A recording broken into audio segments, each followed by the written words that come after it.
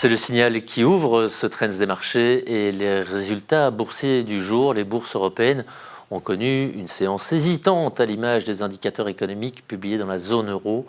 Le taux de chômage a reculé à 6,3% en novembre, mais l'indice de confiance des consommateurs et des entreprises a baissé de manière inattendue.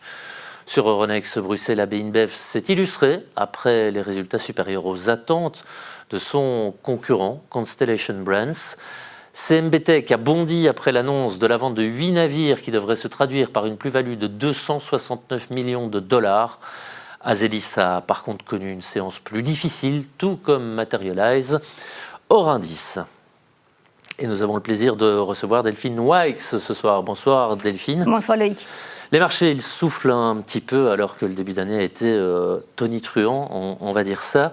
Est-ce qu'on peut constater que c'est une simple pause technique ? Alors oui, comme vous le dites, le mois de janvier a très bien commencé. Les pays émergents restent très bien orientés, surtout l'Asie. L'Europe enchaîne les records. Les États-Unis restent proches de leur plus haut historique.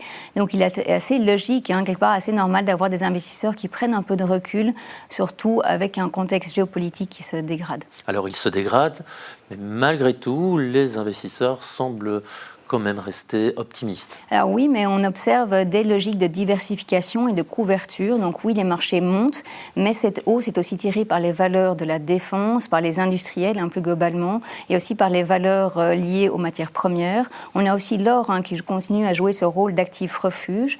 Donc il ne s'agit pas vraiment d'exubérance, mais plutôt des investisseurs qui réajustent leur portefeuille à ce contexte géopolitique. Alors un contexte dans lequel les États-Unis musclent le ton et adoptent un comportement carrément dirigiste.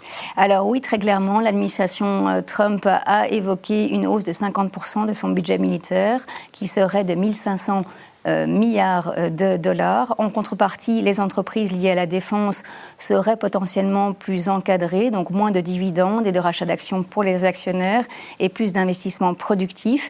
Donc aux États-Unis, on a clairement une économie qui devient plus dirigée au nom de l'intérêt national et de la souveraineté. Alors ces déclarations de Donald Trump sur les dividendes, le rachat d'actions ont fait l'effet d'une bombe. Il y a aussi un autre sujet sensible, c'est celui de l'accès au logement pour les particuliers.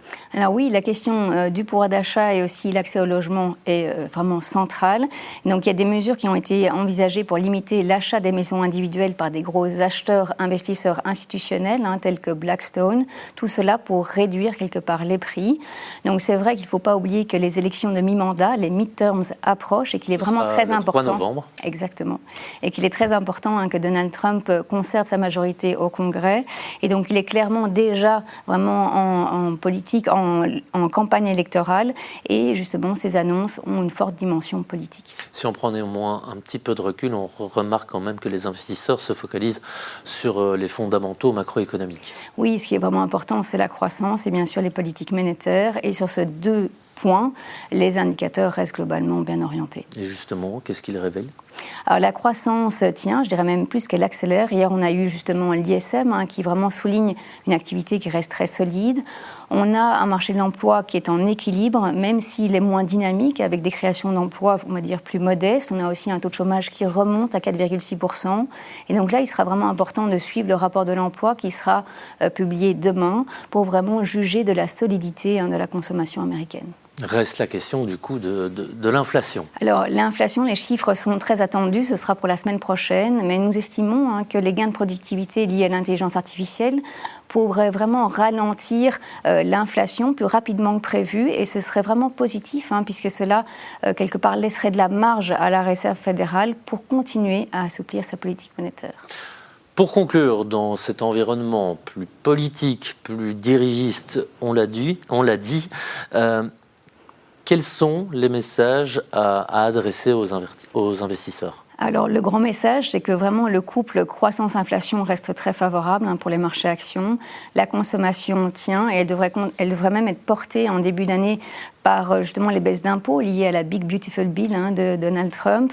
On a des conditions monétaires qui s'assouplissent et surtout l'investissement repart, que ce soit en lien avec l'intelligence artificielle, avec la défense ou encore avec la réindustrialisation. Donc aussi, l'intelligence artificielle est aujourd'hui un vrai moteur de productivité, de croissance. mais on voit déjà ses effets sur l'emploi et notamment justement chez les jeunes qui accèdent sur le marché du travail. Et donc ici, on a un enjeu qui n'est pas uniquement technologique, il est aussi social. Et la question, c'est vraiment comment on va accompagner cette révolution pour que les gains de productivité ne profitent pas uniquement aux entreprises, mais que justement ces gains profitent au plus grand nombre. Oui, c'est une question lancinante s'il en est.